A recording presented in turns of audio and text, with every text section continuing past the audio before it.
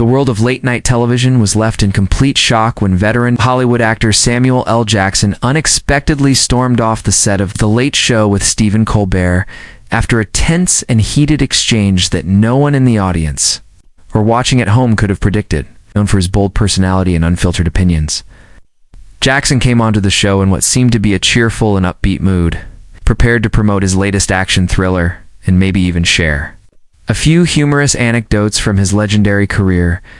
However, within minutes, the atmosphere shifted dramatically when Colbert decided to steer the conversation towards sensitive political and cultural topics, subjects that Jackson has never shied away from, but perhaps wasn't expecting to confront in such an intense and public way that evening.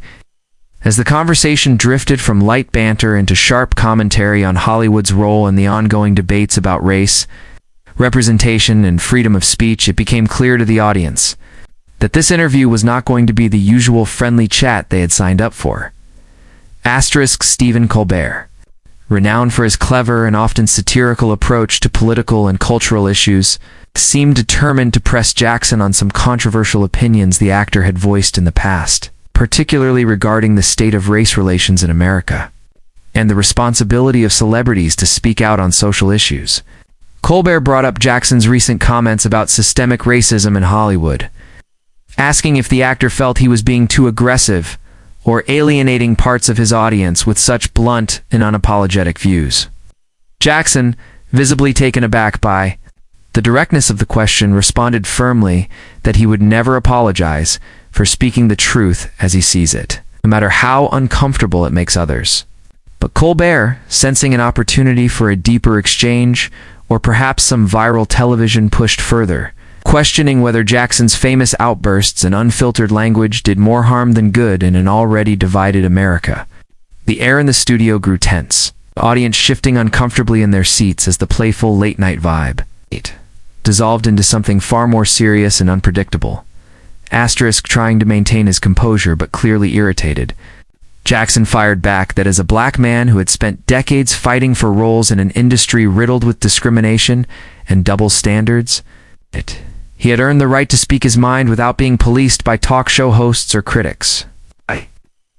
Voice, usually filled with charm and playful energy, grew sharper, more commanding, as he accused Colbert of trying to box him into the stereotype of the angry black man. Whenever he chose to address uncomfortable truths, the studio fell into a hush, broken only by awkward coughs and nervous laughter from some audience members who didn't know how to respond. Colbert, perhaps realizing he had poked the bear a little too hard, tried to soften the mood with a self-deprecating joke about his own privileged background and lack of experience with such struggles, but the damage was done. Jackson leaned forward, staring hard at Colbert, and made it clear he was not there to be anyone's punchline or political pawn. The tension hit its boiling point when Colbert, in what some viewers later called an ill-advised attempt at humor, asked Jackson if he ever felt his iconic use of profanity in films contributed to negative stereotypes about black men in media. Jackson's face hardened instantly, his smile vanishing as he slowly removed his earpiece. The audience gasped, sensing that something irreversible was about to happen. Jackson stood up, glaring down at Colbert, and in a firm voice that carried through the silent studio, he declared that he would not sit there and be lectured about respectability politics by someone who had never walked in his shoes. The moment was electric, the tension almost unbearable as Jackson turned toward the audience and spoke briefly about the importance of using one's platform to speak truth, even when it makes people uncomfortable, before shaking his head and making his way off the stage. The cameras awkwardly tried to follow him, but quickly cut away, leaving Colbert sitting speechless at his desk. Behind the scenes, chaos erupted immediately. Producers scrambled to decide whether to go to an early commercial break or attempt to salvage the segment with humor. But it was too late. The moment had already burned itself into the minds of everyone in the room and millions of viewers at home. Colbert, clearly flustered, tried to laugh off the confrontation as a misunderstanding, joking weakly that Sam always knows how to make an exit, but the nervous energy in the room made it clear no one was convinced. Was reportedly furious backstage, accusing the show's writers and producers of setting him up for an ambush rather than a respectful discussion about his work and legacy. According to insiders, Jackson had been promised that the interview would focus on his new film and career highlights, not his personal politics or controversial public statements. The betrayal left him seething, demanding an explanation before leaving the building entirely without speaking further to anyone from the show's staff. Asterisk, as soon as news of the dramatic walk-off hit social media, the internet exploded with reactions. Hashtags like hashtag Jackson storms out and hashtag Colbert vs. Jackson began trending worldwide as fans and critics alike weighed in on who was to blame for the clash.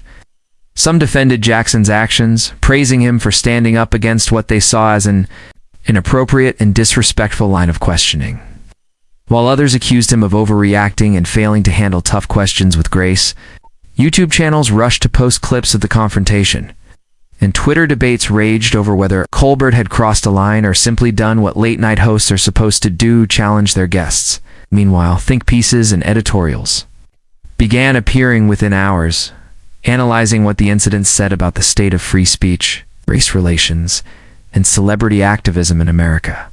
Everyone seemed to have an opinion, and the story showed no signs of dying down anytime soon. Asterisk, in Hollywood, the fallout was swift and intense. Other celebrities and talk show hosts privately expressed concern about appearing on Colbert's show, fearing they might be subjected to similar, uncomfortable ambushes. Some insiders suggested that Jackson's team had already reached out to other networks, warning them that future appearances would require strict control over interview topics and scripts to prevent another PR disaster. Meanwhile, public relations experts debated the long-term impact on Jackson's image, with some arguing that the confrontation only cemented his reputation as a fearless truth-teller, while others worried that it might alienate fans who preferred their movie stars to stay out of politics. Colbert, for his part, faced a flood of criticism and support from different quarters, with conservative commentators mocking him for losing control of his show and liberal voices defending his right to challenge powerful public figures, even beloved actors like Jackson. Asterisk, as more details emerged, the situation grew even murkier. Sources close to Colbert's production team insisted that Jackson's representatives had approved the list of potential questions in advance, including the controversial ones about race and media representation. But Jackson's camp vehemently denied this, claiming there had been a last-minute script change that they were not informed about. This dispute quickly became the new focus of the media frenzy, with entertainment reporters digging for evidence, leaked emails, and behind-the-scenes gossip to determine who was telling the truth. The uncertainty only fueled public interest, keeping the story alive across news cycles and dominating entertainment headlines for days.